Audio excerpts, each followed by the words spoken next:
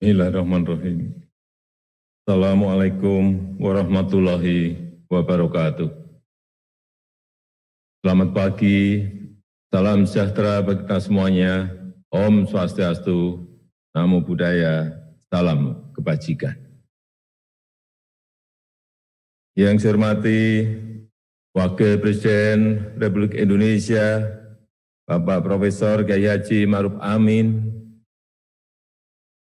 Yang saya hormati Ketua dan Pimpinan lembaga-lembaga negara yang hadir.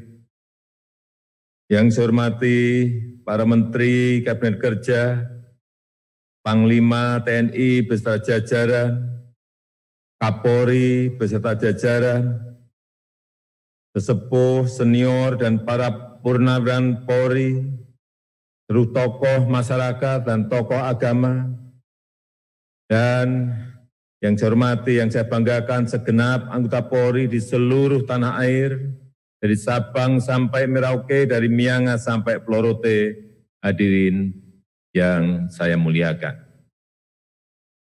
Atas nama rakyat, bangsa, dan negara, saya mengucapkan selamat Hari Bayangkara ke-74 kepada keluarga besar Kepolisian Negara Republik Indonesia, dimanapun saudara-saudara bertugas.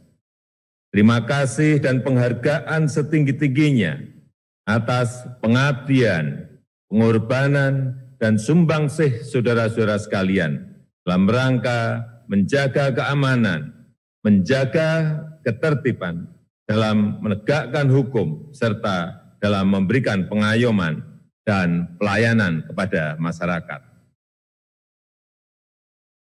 Marilah kita mendoakan untuk para prajurit yang gugur dalam tugas, agar diberikan tempat yang mulia di sisi Tuhan Yang Maha Esa, dan kepada seluruh personil Polri dan keluarganya, senantiasa diberikan kesehatan. Amin ya Rabbal Alamin. Hadirin yang saya muliakan, sebagai bangsa pejuang, kita tidak boleh cepat menyerah. Pandemi COVID-19 yang melanda dunia, termasuk Indonesia, merupakan cobaan yang berat. Kita harus terus berikhtiar dan bekerja keras untuk mengatasi permasalahan kesehatan maupun permasalahan ekonomi. Dalam situasi yang sulit sekarang ini, kehadiran dan keterlibatan seluruh jajaran Polri sangat dibutuhkan.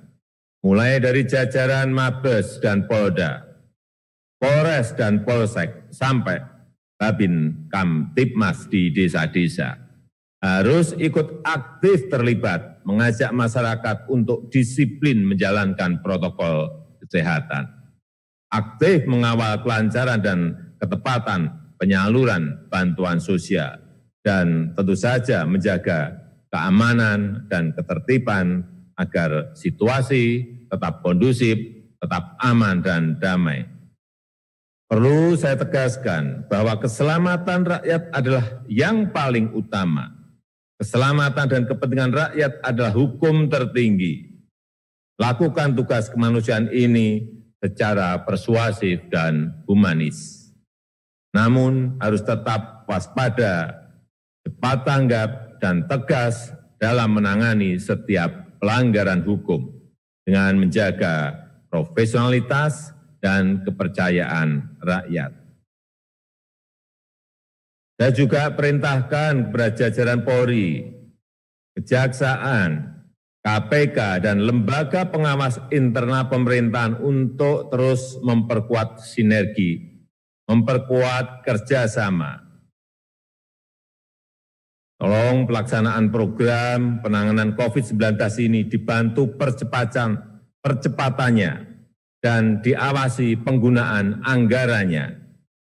Alokasi dananya cukup besar, yaitu 695,2 triliun dan bahkan bisa lebih besar lagi jika diperlukan. Aspek pencegahan harus lebih dikedepankan. Jangan menunggu sampai terjadi masalah. Kalau ada potensi masalah segera ingatkan. Tapi kalau sudah ada niat buruk untuk korupsi, ada mensreanya, ya harus ditindak. Silahkan digigit saja. Apalagi dalam situasi krisis sekarang ini. Tidak boleh ada satupun yang main-main. Hadirin yang saya hormati, walaupun saat ini Polri fokus dalam membantu mengendalikan pandemi COVID-19, tapi berbagai agenda strategis Polri tidak boleh dilupakan. Jajaran Polri harus terus mereformasi diri secara total, selalu berupaya memperbaiki diri untuk lebih profesional dan modern, ubah semua kelemahan menjadi sebuah kekuatan. Saya ingatkan bahwa Polri akan menghadapi tantangan yang semakin berat dan semakin kompleks. Mulai dari kejahatan konvensional, kejahatan lintas negara, kejahatan berimplikasi kontingensi, sampai dengan kejahatan terhadap kekayaan negara. Potensi ancaman stabilitas keamanan dalam negeri juga perlu terus diwaspadai, terutama menjelang pelaksanaan pilkada serentak di akhir tahun 2020 di bulan Desember. Selain tugas yang sama pernah dilakukan di pilkada serentak 2017 dan 2019, kali ini juga harus menjaga protokol kesehatan.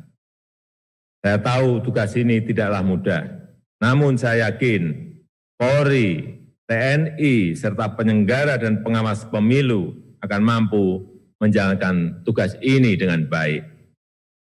Hadirin yang saya muliakan, segenap anggota Polri yang berbahagia, sebelum mengakhiri amanat ini, saya menyampaikan beberapa instruksi sebagai pedoman dalam pelaksanaan tugas Polri. Pertama, terus pegang teguh serta amalkan nilai-nilai luhur, tribrata, dan catur prasetya dalam setiap pelaksanaan tugas. Jaga kehormatan, jaga kepercayaan, jaga kebanggaan sebagai anggota Polri.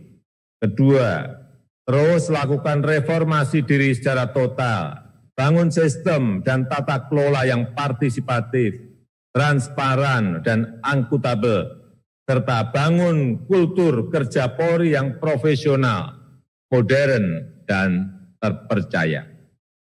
Ketiga, terus mantapkan soliditas internal, perkuat sinergi dengan TNI dan seluruh elemen pemerintah maupun masyarakat untuk menghadapi tantangan yang semakin kompleks. Keempat, terus terapkan strategi proaktif serta tindakan persuasif dan humanis dalam menangani masalah sosial yang terjadi di tengah masyarakat. Kelima, terus tingkatkan pelayanan publik yang modern dan profesional. Lakukan penanganan hukum secara transparan dan berkeadilan sehingga Polri semakin dipercaya masyarakat. Keenam, terus jaga kedisiplinan masyarakat untuk menerapkan protokol kesehatan agar masyarakat produktif dan aman dari COVID-19. Ketujuh, harus ikut mendukung proses pemulihan ekonomi nasional sesuai kewenangan Polri dengan penuh tanggung jawab. Demikian amanat saya, semoga Allah SWT, Tuhan Yang Maha Kuasa, senantiasa menyertai langkah-langkah kita untuk mengabdi kepada rakyat, kepada bangsa dan kepada negara. Dirgahayu Kepolisian Negara Republik Indonesia teruslah menjadi rastra Sewaka Utama, abdi utama nusa dan bangsa. Terima kasih, selamat bertugas. Wassalamualaikum warahmatullahi wabarakatuh. Om Santi Santi Santi Om, Namo Buddhaya.